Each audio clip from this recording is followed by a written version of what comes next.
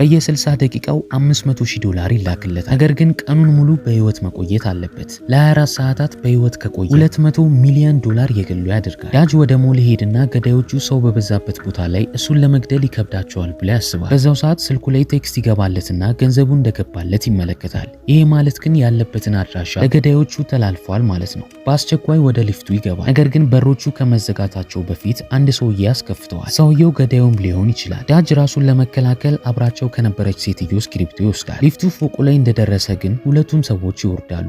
ዳጅ ቀለል ብሎት ከሊፍቱ ይወጣል። ወደ ኋላው ሲዞር ግን ተመሳሳዩን ሰውዬ ይመለከተውና የተደበቀውን ቢላ በመውጣት አደነው ይጀምራል። ዳጅ ሮጦ ቢያመልጥም መውጫ ወደ ሌለው ክፍል ይደርሳል። በዚህም ወደ መጸዳጃ ቤቱ በመግባት አንደኛው ሽንት ቤት ውስጥ ይደበቃል። ብዙም ሳይቆይ ሰውዬው ይመጣና ተንበርክኮ እሱን መፈለግ ይጀምራል። ነገር ግን ዳጅ ሲንኩ ላይ በመቆሙ የታየው ነገር አልነበረም። ሰውየው ግን እዚህ እንዳለ ስለሚያውቅ እጁ ላይ የደበቀውን መሳሪያ በማውጣት ጃኬቱን ያስቀምጠዋል። ዳጅ በተመሳሳይ ትንፋሹን እንኳን ላለማሰማት ይሞክራል።